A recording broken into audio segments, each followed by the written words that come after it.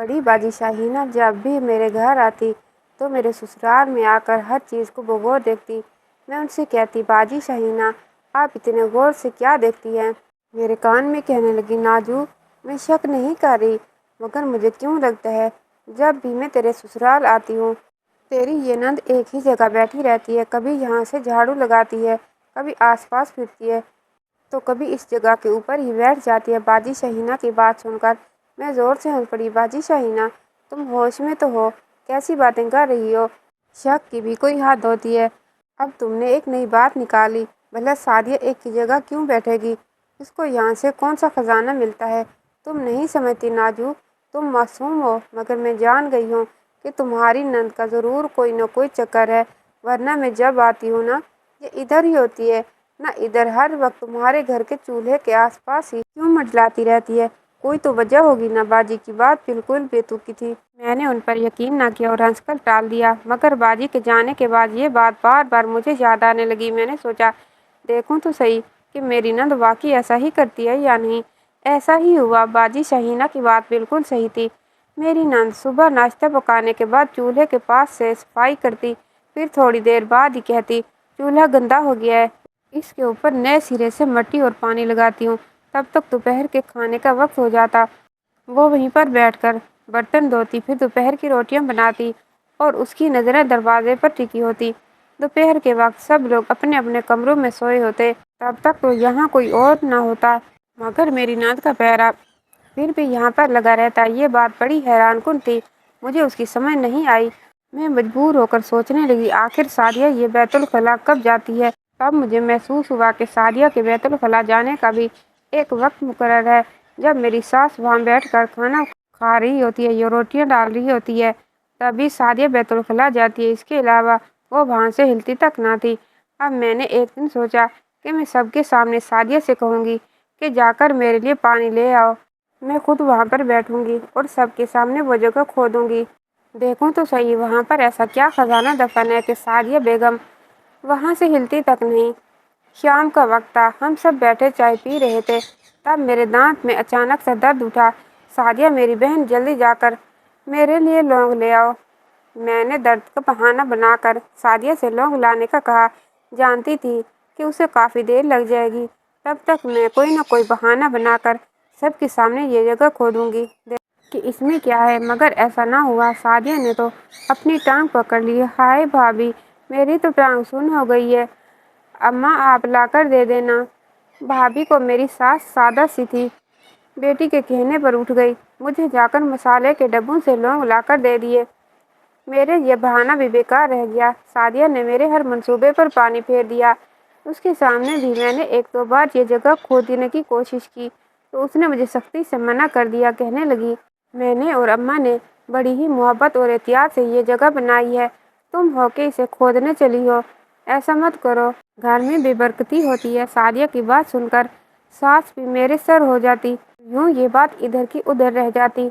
अब मुझे लगा कि दिन के वक्त अपनी नंद के होते हुए ऐसा करना नामुमकिन है, लिहाजा रात का वक्त चुना जाए। मेरे शौहर एक दो दिन के लिए शहर से बाहर गए हुए थे।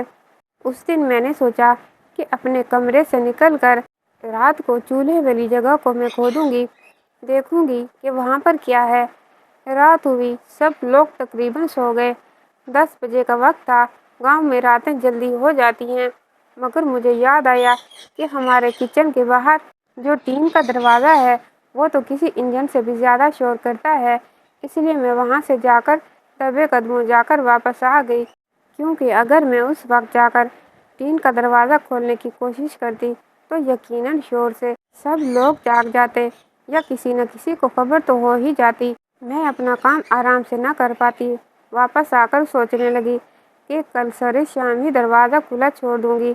रात को काम करते करते दरवाज़ा खोलकर आ जाऊंगी। वो दिन बड़ी बेचैनी से गुजरा। रात भर में ना सो सकी। सोचती कि जाकर दरवाज़ा खोलूं, फिर सोचती कि सादिया को पता ही न चल जाए।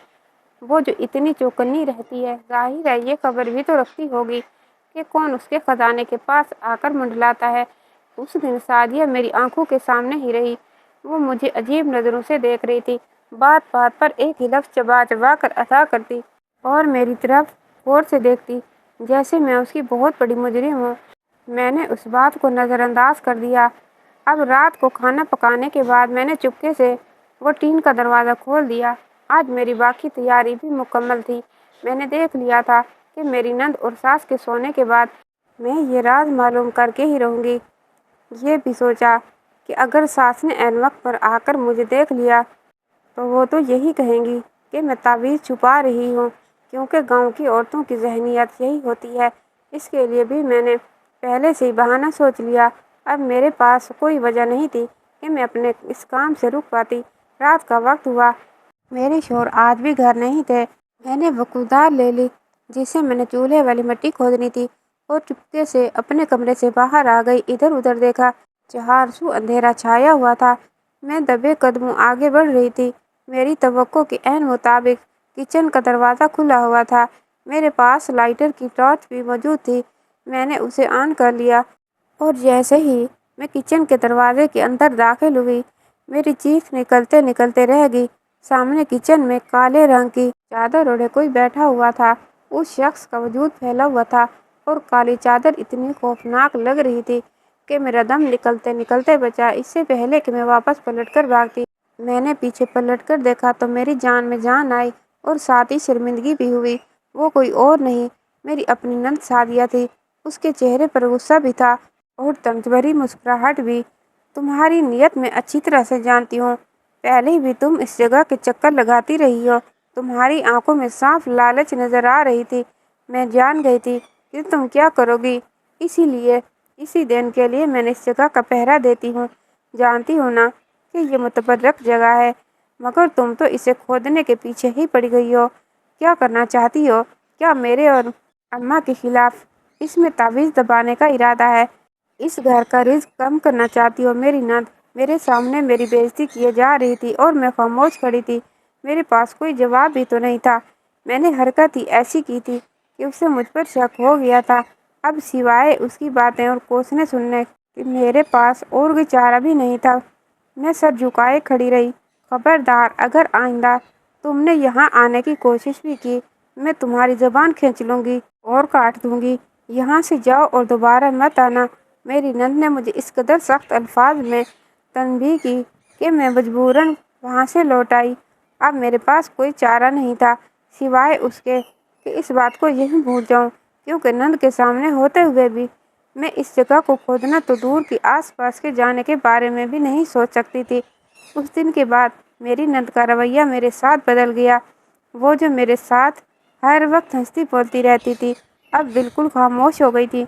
मगर मैं जानती थी कि इस खामोशी के पीछे कोई गहरा तूफान छुपा है। मैंने अपनी बहन शाहीना को बुला लिया। उसे सारा मामला बताकर कहा कि अब मुझे क्या करना चाहिए। मेरी बात सुनकर उसने सर पकड़ लिया। तू भी कितनी पागल है। तूने ये भी नहीं सोचा कि तेरी नंद की नज़रें हर जगह पर पहले ही होंगी। अरे, मैंने तुझे खबरदार करके गई थी कि तुम्हारी नंद का कुछ चक्कर चल रहा है, मगर तुम्ही यकीन नहीं किया। अब अगर कुछ करना ही था तो मुझसे ही पूछ लेती। बाजी की बात सुनकर मुझे एहसास हुआ कि मैंने जो चालाकी दिखाने की कोशिश की है उसका कोई फ़ायदा नहीं है। अब मैंने बाजी के मशवरे के मुताबिक इस बात को वाकई भूल जाने का सोच लिया, क्योंकि मेरी नंद होशियारी से चल रही थी और फिर उसके ही घर में डाका मारना मेरे लिए मुमकिन नहीं था। मगर मेरी इन बातों का कोई फ़ायदा नहीं हुआ। एक दिन रात के वक्त मैं अपने कमरे में सो रही थी। उस दिन नासिर ने घर वापस आना था। तब घर की बिजली खराब हो गई। बिजली खराब होने की देर थी कि किसी के भारे कदमों की आवाज़ मेरे कमरे की तरफ आती सुनाई दी। मैंने डर के मारे उठ बैठी। इंतज़ार तो नासिर का था, मगर ये किसी और के कदमों की आवाज़ थी। नासिर को तो मैं लाखों में पहचान सकती थी।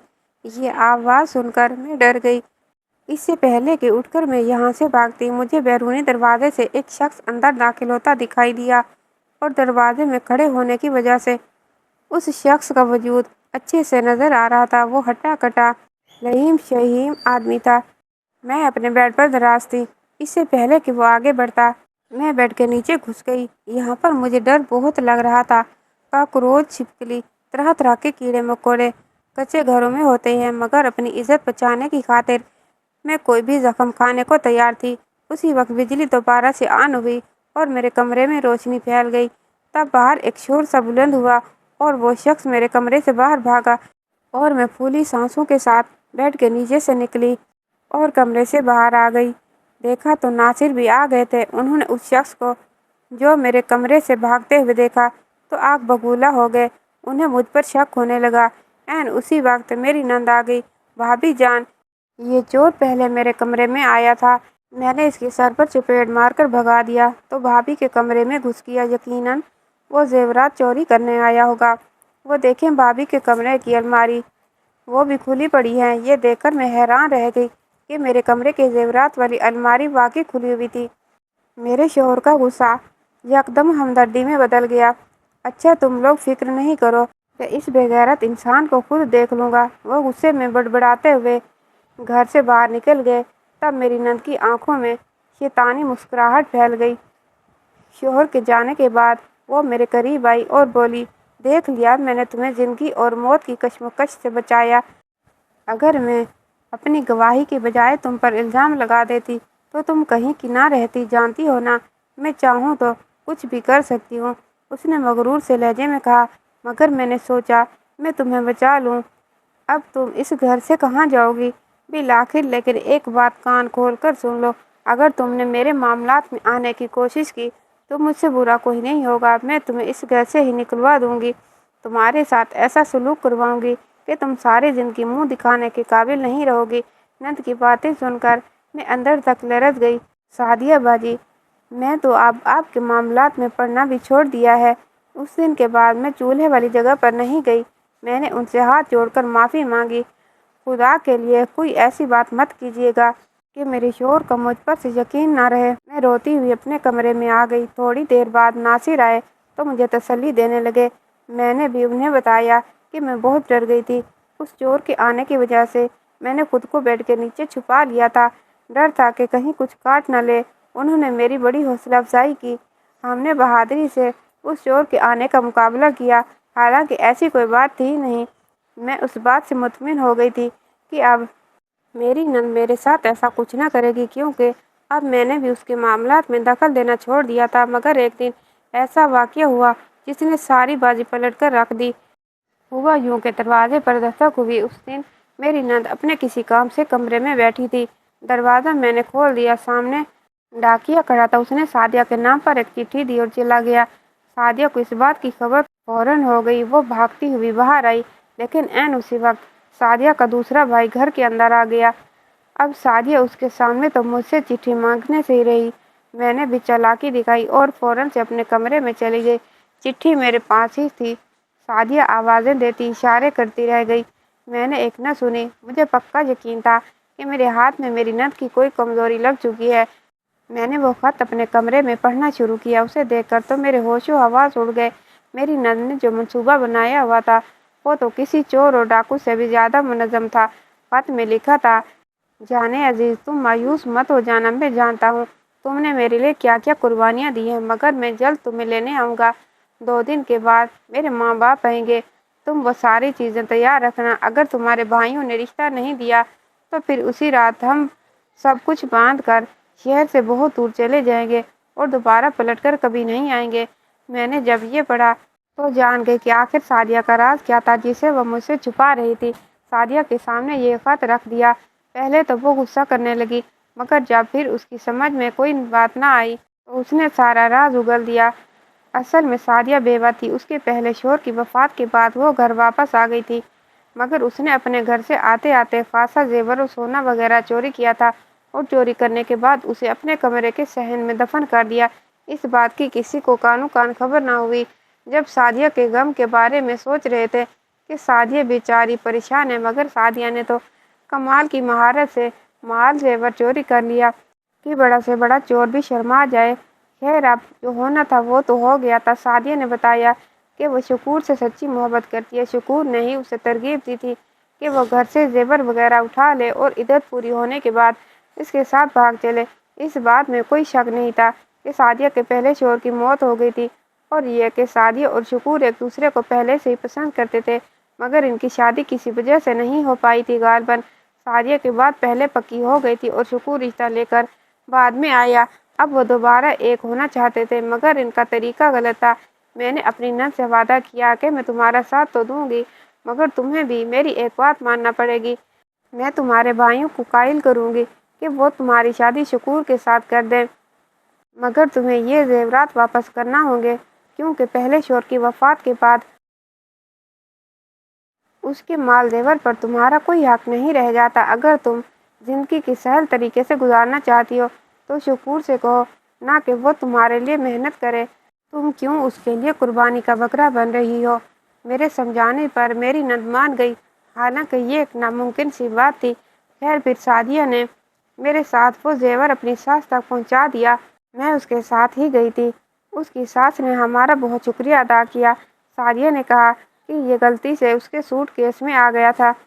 اس کی ساس ابھی تک اپنے بیٹے کے غم میں تھی۔ زیورات ملے تو اس کو کچھ سہارا ہوا کہ گھر کا خرچہ چلا لگی اور مکان بیچنے کی نوبت نہیں آئے گی۔ واپس گھر آ کر میں نے سعدیہ کو گلے لگا لیا، اسے اپنے زیور سامنے رکھ دیے، کہا تم ان میں سے جتنا چاہو لے لو۔ میرے حسن سلوک پر سعدیہ کی آنکھوں میں بھی آنسو آ گئے۔ وہ مجھے غلط سمجھ رہی تھی، میں تو اس کے بھلے کے لیے ہی سب کر رہی تھی۔ خیر پھر سعدیہ کا رشتہ شکور لوگ لے آئے۔ یہ لوگ لالچی نہیں تھے، مگر ان کا بیٹا نکما تھا، اور اس نکمے بیٹے نے سعدیہ کو یہ ترغیب دی تھی کہ وہ اپنے پہلے شوہر کا زیور اس کے حوالے کرے۔ میں نے سعدیہ کو سمجھایا کہ کچھ دن تم بے رخی دکھاؤ تاکہ یہ میاں اپنے راستے پر آ جائیں۔ کچھ سعدیہ کے تعاون کی وجہ سے، کچھ سعدیہ کے بھائیوں کے دباؤ نے لڑکے کو نوکری کرنے پر مجبور کر دیا۔ میں نے اپنی نند کو عزت سے اپنے گھر سے رخصت کیا، اپنے زیور بھی اس کی جھولی میں ڈال دیے۔ آج جب بھی وہ میکے آتی ہے میری شکر گزار ہوتی ہے۔